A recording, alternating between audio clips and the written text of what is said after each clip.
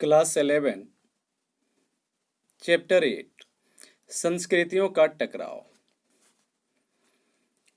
पिछली क्लास में हमने इस अध्याय का पहला भाग को पढ़ा था, जिसमें आपने ये सीखा कि 15वीं से 17वीं शताब्दियों के दौरान यूरोपवासियों और उत्तरी तथा दक्षिणी अमेरिका के मूल निवासियों के बीच किस तरह से संघर्ष हुए। साथ ही साथ इन लोगों ने किस तरह से अमेरिका के मूल निवासियों के ऊपर अपना कब्जा जमाया। आज हम लोग इसी कड़ी में मध्य और दक्षिणी अमेरिका की राज्य व्यवस्थाएं के बारे में अध्ययन करेंगे। कैरिबियन और ब्राजील क्षेत्रों के विपरीत मध्य अमेरिका के कुछ अत्यंत सुसंगठित राज्य थे, यानी ये उन्नत किस्म के राज्य थे, ये व्यवस्थित राज्य थे। यहाँ पर राजा और उसके शासन के सारे प्रणालियां काम कर रहे थे, और यह एक ऐसा राज्य था जहां मक्के की उपज उनकी आवश्यकता से अधिक होती थी। यहाँ जो सभ्यता विकसित थी वह सभ्यता एज़टेक, माया और इंका जन समुदायों की एक शहरीकृत सभ्यता का आधार बना। इन शहरों की भव्य वास्तुकला के अवशेष आज भी जो लोग भ्रमण करने के लिए उस क्षेत्र में जाते हैं, पर्यटन की दृष्टिकोण से वह उनको बहुत ही लुभाता है। एज़टेक जन 12वीं शताब्दी में एज़टेक लोग उत्तर से आकर मैक्सिको की मध्यवर्ती घाटी में बस गए थे। अब आपको यह सवाल आ रहा होगा कि मैक्सिको का नाम मैक्सिको कैसे पड़ा। तो मैं आपको बता दूं कि इस घाटी का यह नाम एज़टेक जन समुदाय के मैक्सिली नामक देवता के नाम पर पड़ा।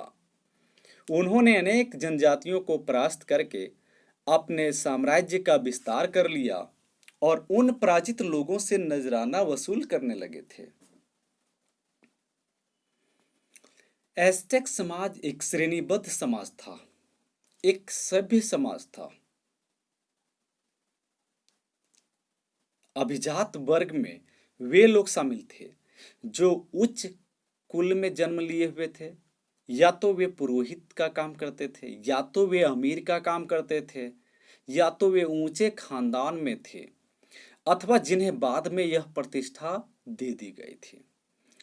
पुश्तैनी अभिजातों की संख्या बहुत कम थी और वे सरकार, सेना तथा पुरोहित कर्म में ऊंचे पदों पर बैठे हुए थे। अभिजात लोग अपने में से एक सर्वोच्च नेता चुनते थे जो आजीवन शासक बना रहता था, और उनकी यह धारणा थी कि राजा पृथ्वी पर सूर्य देवता का प्रतिनिधि माना जाता था। योद्धा, पुरोहित और अभिजात वर्गों को सबसे अधिक सम्मान दिया जाता था। इसका मतलब राजकीय सिस्टम में नंबर 1 पर जो थे वो राजा था, फिर योद्धा था, पुरोहित था, और अमीर वर्ग के लोगों को प्रमुख स्थान हासिल थी समाज में। लेकिन व्यापारियों को भी अनेक प्रकार के विशेष अधिकार प्राप्त हुए थे और उन्हें अक्सर सरकारी राजदूतों, गुप्तचरों के रूप में सेवा करने का मौका दिया जाता था। जो शिल्पी तेज तर्रार थे, टैलेंटेड थे, ठीक है, उन शिल्पियों को, साथ ही साथ चिकित्सकों को और विशिष्ट अध्यापकों को भी आदर भाव की दृष्टि से देखा जाता था, सम्मान दिया जाता था। चूंकि एज़टेक लोगों के पास भूमि की कमी थी, इसलिए उन्होंने भूमि उद्धार, रिक्लामेशन, जल में से जमीन लेकर इस कमी को पूरा करना उसने किया। सरकंडे की बहुत बड़ी चटाइयां बुनकर और उन्हें मिट्टी तथा पत्तों से ढककर उन्होंने मैक्सिको झील में कृत्रिम टापू बनाया जिन्हें चिनाम्पा कहते थे, और इन अत्यंत उपजाऊ द्वीपों के बीच नहरें बनाई गई जिन पर 1325 ईस्वी में एज़टेक राजधानी टेनोक्टिट्लान का निर्माण किया गया, जिसके राजमहल और पिरामिड झील के बीच में खड़े हुए बड़े अद्भुत लगते थे, आश्चर्य लगते थे। क्योंकि एज़टेक शासक अक्सर युद्ध में लगे रहते थे, इसलिए उनके सर्वाधिक भव्य मंदिर भी युद्ध के देवताओं और सूर्य भगवान को समर्पित थे। तो माइंड करेंगे आप कि जिन चीज़ों की आप अपने समाज में पूजा कर रहे हो, आप अपने व्यवहार में पूजा कर रहे हो, कहीं ना कहीं उसकी एक आधारभूत स्तंभ भी रही है। तो एज़टेक शासक अक्सर जो युद्ध में लीन रहते थे, युद्ध किया करते थे, तो ऐसी परिस्थिति में वे भी एक देवता से कामना करते थे कि मैं युद्ध को जीत जाऊं। तो उन लोगों ने युद्ध के देवता और सूर्य भगवान को सीधा मान लिया। भूमि उद्धार का अभिप्राय है कि बंजर भूमि को आवासीय या कृषि योग्य भूमि में बनाने से है। बंजर भूमि को ध्यान देंगे कि बंजर भूमि को आवासीय या कृषि योग्य भूमि में परिवर्तन करने से है। कई बार भूमि उद्धार विभिन्न जल स्रोतों से जमीन लेकर भी किया जाता था। ठीक है। साम्राज्य ग्रामीण आधार पर टिका हुआ था। लोग मक्का, फलियां, कुम्हड़ा, कद्दू, कसावा, आलू और अन्य फसलें उगाते थे। भूमि का स्वामित्व किसी व्यक्ति विशेष का न होकर कुल के पास होता, जो सार्वजनिक निर्माण कार्यों को सामूहिक रूप से पूरा करवाता था। यूरोपीय कृषि दासों जैसे खेतिहर लोग अभिजातों की जमीनों से जुड़े रहते थे और फसल में से कुछ हिस्से के बदले उनके खेत को जोत देते थे। जोतने के बदले कुछ हिस्सा वह ले लेता था।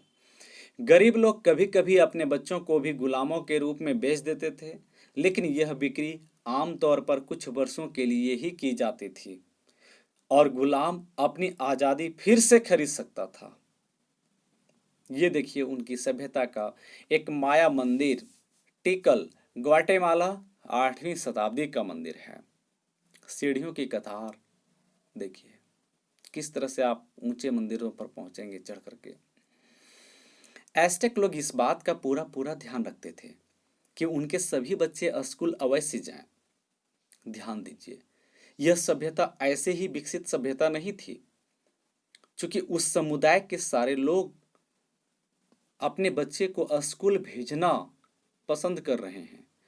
कुलीन वर्ग के बच्चे कालमेकाक में भर्ती किए जाते थे, जहां उन्हें सेना अधिकारी और धार्मिक नेता बनने के लिए ट्रेनिंग दिया जाता था।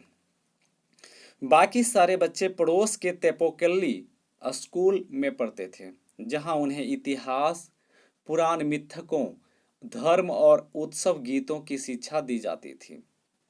लड़कों को सैन्य प्रशिक्षण, खेती और व्यापार करना सिखाया जाता था और लड़कियों को घरेलू काम धंधों में बिल्कुल ही प्रवीण बनाया जाता था, कुशल बनाया जाता था। 16वीं शताब्दी के शुरू के सालों में एज़टेक साम्राज्य में यह स्थिरता के लक्षण दिखाई देने लगे और यह स्थिति हाल ही में जीते गए लोगों में उत्पन्न यह संतोष के कारण पैदा हुई, जो केंद्रीय नियंत्रण से मुक्त होने के अवसर खोजने लगे। अगला है माया लोग। मैक्सिको की माया संस्कृति ने 11वीं से 14वीं शताब्दी के दौरान बहुत ही उल्लेखनीय तरीके से विकास किया, लेकिन 16वीं शताब्दी में माया लोगों के पास राजनीतिक शक्ति एज़टेक लोगों की अपेक्षा कम थी। मक्के की खेती उनकी सभ्यता का मुख्य आधार था और उनके अनेक धार्मिक क्रियाकलाप एवं उत्सव मक्का बोने में, उगाने में और काटने में बीत जाता था। खेती करने के तरीके भी उन्नत थे। बड़ा ही कुशल पूर्वक वे उन्नत तरीके से खेती करते थे, जिनके कारण खेतों में बेशुमार पैदावार होती थी। इसका मतलब है कि आवश्यकता से अधिक मात्रा में अन्न को पैदा किया जाता था, जिसके कारण शासक वर्ग, पुरोहितों और प्रधानों की एक नई संस्कृति का आगमन हो गया। ठीक है। और वह संस्कृति में आपको मिलेगा वास्तुकला का विकास हुआ, खगोल विज्ञान का विकास हुआ, गणित जैसे विषयों की अभिव्यक्ति हुई। माया लोगों के पास अपनी एक चित्रतात्मक लिपि थी, लेकिन इस लिपि को अभी तक पूरी तरह नहीं पढ़ा जा सका है। एक सिंधु घाटी सभ्यता की लिपि को भी आज तक नहीं पढ़ा जा सका है और एक देखिए आपके सामने है, वह है माया सभ्यता की चित्रितात्मक लिपि को नहीं पढ़ा जा सका है। पेरू के इंका लोग दक्षिणी अमेरिकी देशज संस्कृतियों में सबसे बड़ी पेरू में क्वेचियो या इंका लोगों की संस्कृति थी। 12वीं शताब्दी में प्रथम इंका शासक मैंको कपाक ने कुज्को में अपनी राजधानी स्थापित की। 9वें शासक इंका शासन के काल में राज्य का विस्तार शुरू हुआ और अंततः इंका साम्राज्य इक्वेडोर से चिली तक 3000 मील में फैल गया। देखिए, ये है दक्षिणी अमेरिका का मैप। कैरिबियन सागर टॉप में है, उत्तर की तरफ है। उत्तर में है अटलांटिक महासागर और दक्षिण में दक्षिण अटलांटिक महासागर। ठीक है, तो उत्तरी अटलांटिक महासागर और दक्षिणी अटलांटिक महासागर के बीच देखिए ब्राजील की सीमा है और वहीं पर स्पेन है और पुर्तगाल भी है। क्लियर है, स्पेनी और पुर्तगाल के निवासी 1494 ईस्वी में यहाँ पर आए। कहाँ पर? ब्राजील में आए। एक तरफ इक्वेडोर का सीमा है, पेरू है, चिली है, अर्जेंटीना है और इसके इस साइड दक्षिणी प्रशांत महासागर है। यानी प्रशांत महासागर एक बहुत बड़ी विशाल महासागर है।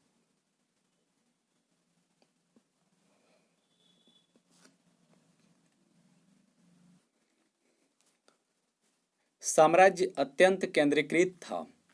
इसका मतलब है कि राजा में ही सारी शक्तियां निहित थीं। प्रशासनिक शक्तियां, वित्तीय शक्तियां और सैनिक मामलों से संबंधित सुरक्षा शक्तियां। ठीक है, और वे ही सत्ता का सबसे उच्चतम स्रोत थे। नए जीते गए कबीलों और जनजातियों को पूरी तरह अपने भीतर मिला लिया गया। प्रत्येक प्रजाजन को प्रशासन की भाषा क्वेचुओ में बोलनी पड़ती थी और प्रत्येक कबीला स्वतंत्र रूप से वरिष्ठों की एक सभा द्वारा शासित होता था। लेकिन पूरा कबीला अपने आप में शासक के प्रति निष्ठावान था। साथ ही साथ स्थानीय शासकों को उनके सैनिक सहयोग के लिए पुरस्कृत किया जाता था। इस प्रकार एज़टेक साम्राज्य की ही तरह इंका साम्राज्य इकाइयों के नियंत्रण वाले एक संघ के समान था। यानी एज़टेक समुदाय और इंका समुदाय के बीच समानता स्थापित थी। लेकिन आबादी के आंकड़े निश्चित तो नहीं हैं, फिर भी ऐसा लगता है कि 10 लाख से ज़्यादा लोग इस साम्राज्य में शामिल थे। एज़टेक लोगों की तरह इंका भी उच्च कोटि के भवन निर्माता थे। उन्होंने पहाड़ों के बीच इक्वेडोर से चिली तक अनेक सड़कें बनाई थी। उनके किले शिलापट्टियों को इतने बारीकी से तराशी गई थी कि उन्हें जोड़ने के लिए गारे जैसी सामग्री की जरूरत नहीं होती थी। वे निकटवर्ती इलाकों में टूटकर गिरी हुई चट्टानों से पत्थरों को तराशने और ले जाने के लिए श्रम प्रधान प्रौद्योगिकी का उपयोग करते थे, टेक्नोलॉजी का, जिसमें अपेक्षाकृत अधिक संख्या में मजदूरों की जरूरत पड़ती थी। राजमिस्त्री खंडों को सुंदर रूप देने के लिए सल्क पद्धति, फ्लैकिंग का प्रयोग करते थे, जो प्रभावकारी होने के साथ साथ सरल होती थी। और कई ऐसे शिलाखंड के वजन में आपको मिलेंगे जिनकी वजन बहुत अधिक होती थी, बहुत भारी, 100 मैट्रिक टन से भी अधिक।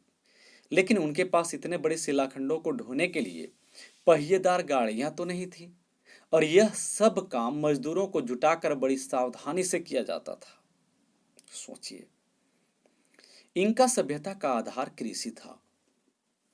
उनके यहाँ जमीन खेती के लिए बहुत उपजाऊ तो नहीं थी, इसलिए उन्होंने पहाड़ी इलाकों में सीढ़ीदार खेत बनाए और जल निकासी तथा सिंचाई की प्रणालियां विकसित की।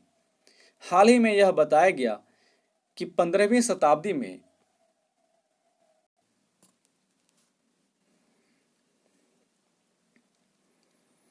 इंका के लोग मक्का और आलू उगाते थे और भोजन तथा श्रम के लिए लामा पालते थे।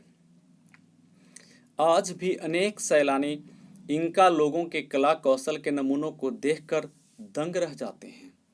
हालांकि चिली के कवि नेरूदा जैसे भी कुछ लोग हैं जिन्होंने इस बात पर वर्णन किया है कि ऐसे विपरीत वातावरण में खेती, शिल्प, स्थापत्य आदि के क्षेत्र में उल्लेखनीय कार्य करने के लिए हजारों लोगों को कितने कठोर परिश्रम करने के लिए बाध्य किया गया होगा।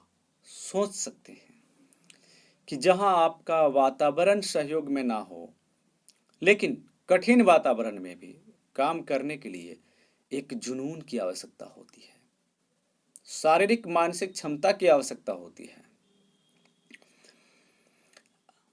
ऐसे खेत जोतने वालों, बुनकरों, ऊंचे खतरनाक मचान पर चढ़कर चिनाई करने वाले राजगीरों और एंडीज के मेहनतकश पनहारों, अपनी कुचली हुई उंगलियों वाले जौहरियों, अपने लगाए पौधों की खुशहाली के लिए चिंतातुर किसानों और मिट्टी में बर्बाद हुए कुम्हारों, जरा जमीन की गहराइयों से झांक कर मेरी ओर तो देखो, अपने पुराने दुख दर्दों को मिट्टी में दफनाकर जिंदगी का नया प्याला भर लाओ।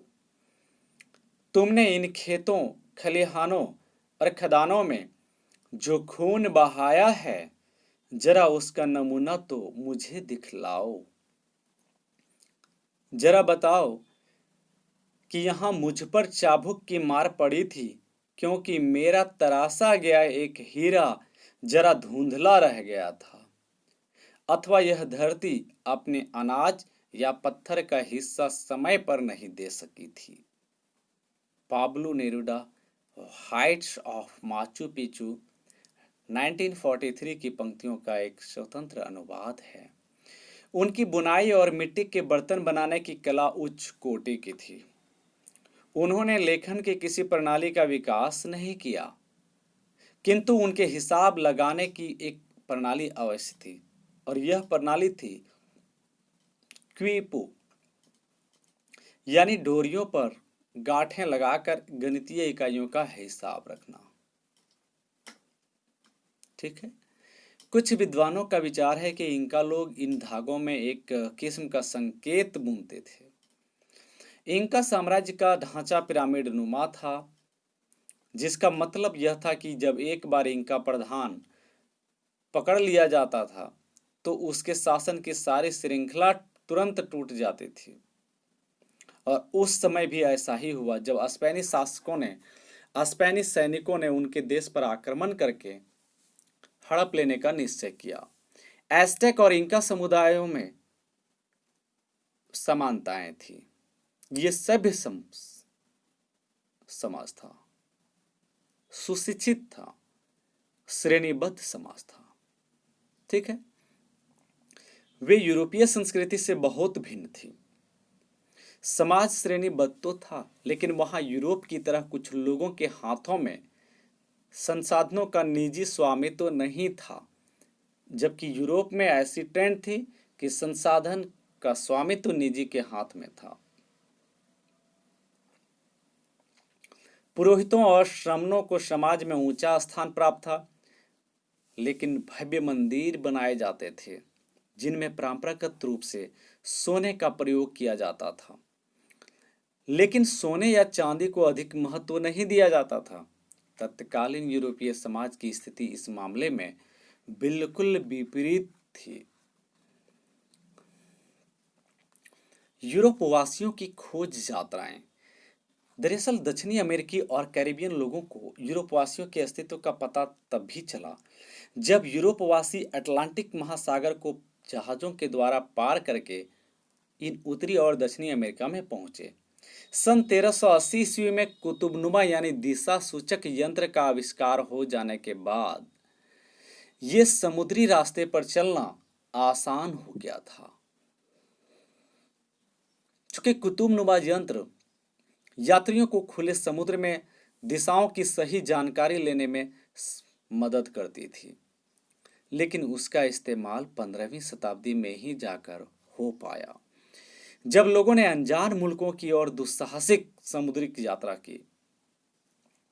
इस समय तक समुद्री यात्रा पर जाने वाले यूरोपीय जहाज़ों में भी काफ़ी सुधार हो चुका था।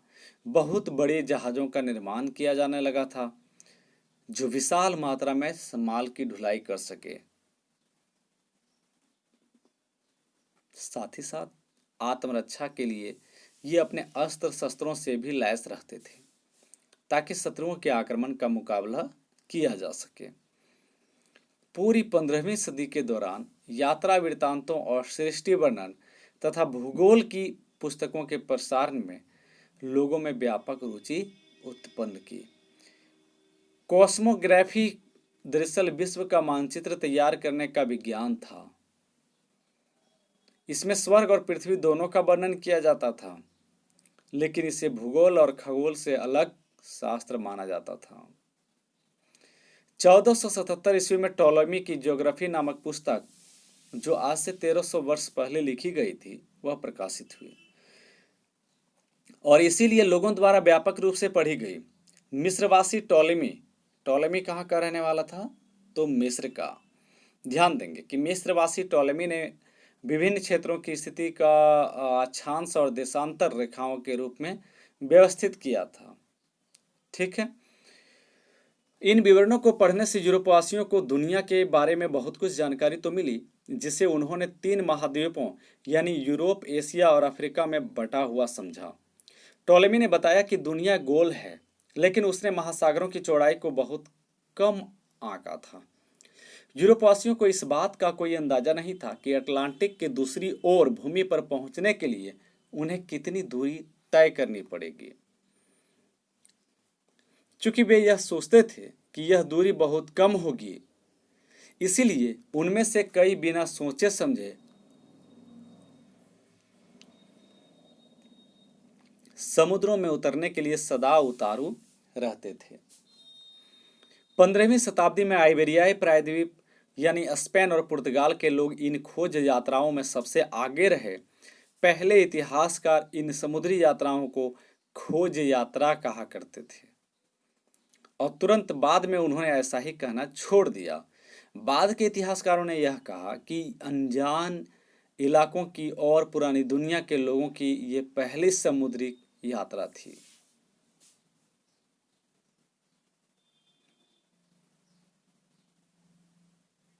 पहले भी अरब, चीनी और भारतीय यात्री और प्रशांत द्वीप समूह के पोलिनेशियन, माइक्रोनेशियन नाविक अपने समुद्री जलयानों में बैठकर बड़े बड़े महासागरों के आर पार जा चुके थे।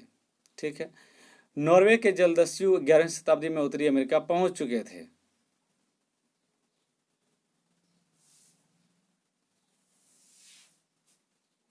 स्पेन और पुर्तगाल के शासक ही विशेष रूप से इस समुद्री खोज के लिए धन देने को लालायित क्यों थे? अब सोचने वाली बात है कि पूरे यूरोप में और भी देश के लोग होंगे, देश के शासक होंगे जो बिल्कुल ही इस खोज अभियान को आगे बढ़ाने में मदद करना चाह रहे होंगे, या उनकी क्या इच्छाएं रही होगी। लेकिन यूरोप में, केवल यूरोप में स्पेन और पुर्तगाल ही एक ऐसा कंट्री था जिनके शासक इस समुद्री खोज अभियान में बिल्कुल ही पैसा खर्च कर रहे थे। उनके सिर पर सोने और धन दौलत के भंडार और यश एवं सम्मान की प्राप्ति की धुन क्यों सवार हुई?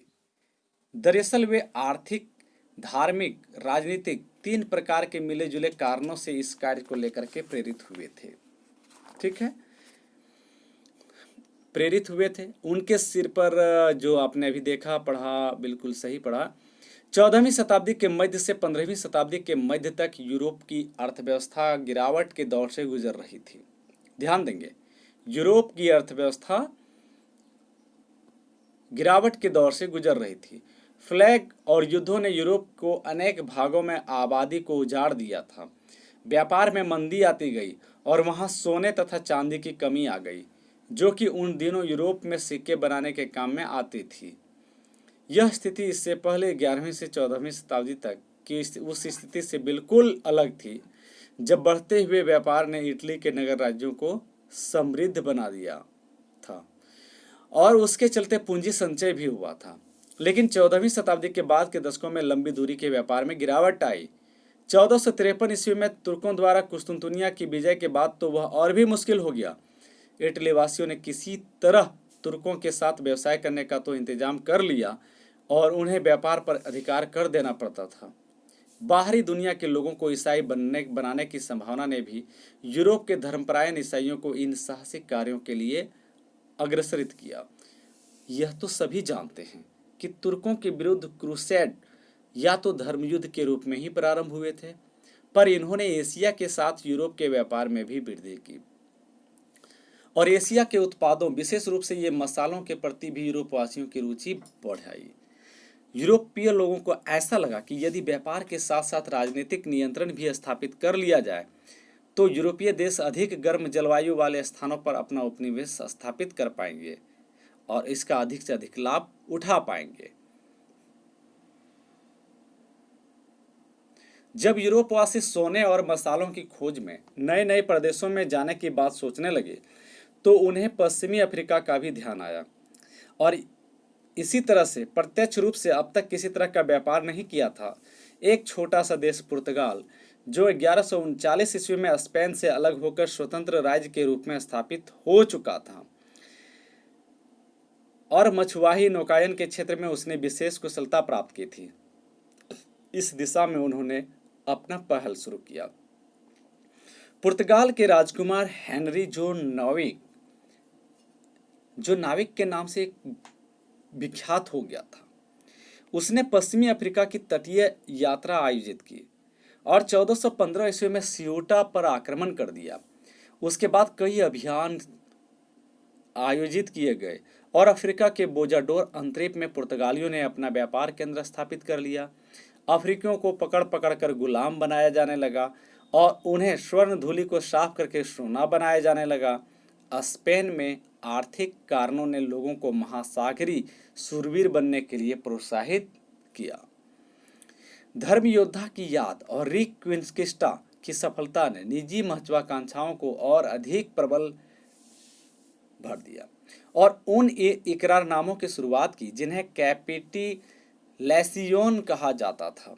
इन इकरारनामों के तहत स्पेन का शासक नए जीते हुए इलाकों पर अपनी संप्रभुता को जमा लेता था और उन्हें जीतने वाले अभियानों के नेताओं को पुरस्कार के रूप में पदवियां और उस पर शासन करने का अधिकार देता था।